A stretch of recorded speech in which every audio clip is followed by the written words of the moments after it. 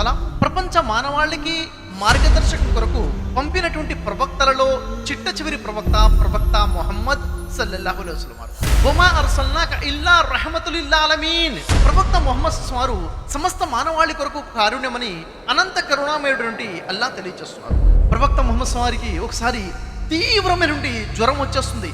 అప్పుడు వారి యొక్క తలుపు బయట నుంచి ఎవరో తడుతున్నారు. ఎవరు అంటే అలీ రజలా అనువారు లోపలికి వస్తారు. వచ్చి చూసేసరికి ప్రవక్త ముహమ్మద్ వారు పూర్తిగా జ్వరముతో బాధపడుతున్నారు. అది చూసి ఏమీ లేదు నేను వెళ్తున్నానని బయటికి వెళ్ళిపోతుంటే ప్రవక్త వారు అడుగుతారు, లేదు అలీ నువ్వు ఎందుకోసం వచ్చావో చెప్పు అన్నప్పుడు అలీ రజల్లాహ్ అనువారు అంటారు, ఒక ఉడతగ బిడారం వారు మన ప్రాంతానికి వచ్చి ఉన్నారు, వారు వెళ్ళిపోతారేమో, వారికి దేవుని గురించిన సందేశం అందచేయాలి, మరి మీ ఆరోగ్యం బాగాలేదు కదా అంటే వెంటనే ఆ మాట వినగానే ప్రవక్త ముహమ్మద్ తన దుప్పటిని పక్కన పెట్టేసి బయటికి వెళ్ళటం మొదలు పెడతారు వారికి సందేశం ఇవ్వడం కోసం. అప్పుడు ప్రవక్త ముహమ్మద్ సతీమణి అంటారు, ఓ అల్లాహ్ యొక్క ప్రవక్త మీ ఆరోగ్యం బాగాలేదు అంటే అప్పుడు అంటారు, ఆయిషా నన్ను ఈ విషయంలో ఆపమాకు, వారు కనుక దేవుణ్ణి తెలుసుకోకపోతే పరలోకం వాడిది నాశనం అయిపోతుంది.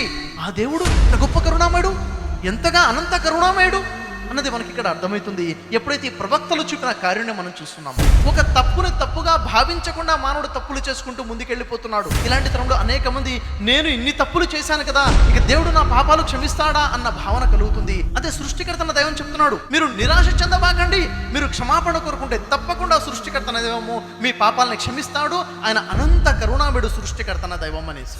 పెద్ద పాపాలు ఉన్నాయి, చిన్న పాపాలు కూడా ఉన్నాయి. ఈ మహాపాపాలు ఏమిటి? వీటి నుండి మనల్ని మనం రక్షించుకోవాలి. ఒకటి సృష్టికర్త తన దేవుణ్ణి కాకుండా మరొకరిని దేవుడిగా చేసుకోవడము, తల్లిదండ్రుల మాట వినకపోవడము, తల్లిదండ్రులకు వ్యతిరేకంగా ప్రవర్తించడము, వ్యభిచారము చేయడము, వడ్డీకి ఇవ్వడము, వడ్డీకి తీసుకోవడము, లేక వడ్డీకి సహకరించడము, అనాథుల యొక్క ఆస్తులను కబళించడము, చేతబడి ఒక మహాపాపము, అబద్ధ సాక్ష్యం చెప్పడం మహాపాపము, హత్య చేయడం మహాపాపము, ఆత్మహత్య చేసుకోవడం కూడా మహాపాపము.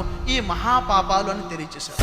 ఏ పాపాలైతే మీకు నిషిద్ధం చేయడం జరిగిందో ఈ మహాపాపాల నుంచి ఎవరైతే దూరంగా ఉంటారో వారి యొక్క చిన్న చిన్న పాపాలని వారి యొక్క కర్మల పత్రాల నుంచి నేను తొలగించి వేస్తాను అంటున్నాడు దేవుడు. ఈ పెద్ద పాపాలలో కూడా దేవుడు ససేమీరా క్షమించినటువంటి పాపం ఏదైనా ఉందంటే అది ఖురాన్లో అల్లా తెలియజేస్తున్నాడు. సూరా నిసా 4వ సూరా 116వ ఆయతలో ఇన్న షిర్క లజుల్మున్ అజీమ్.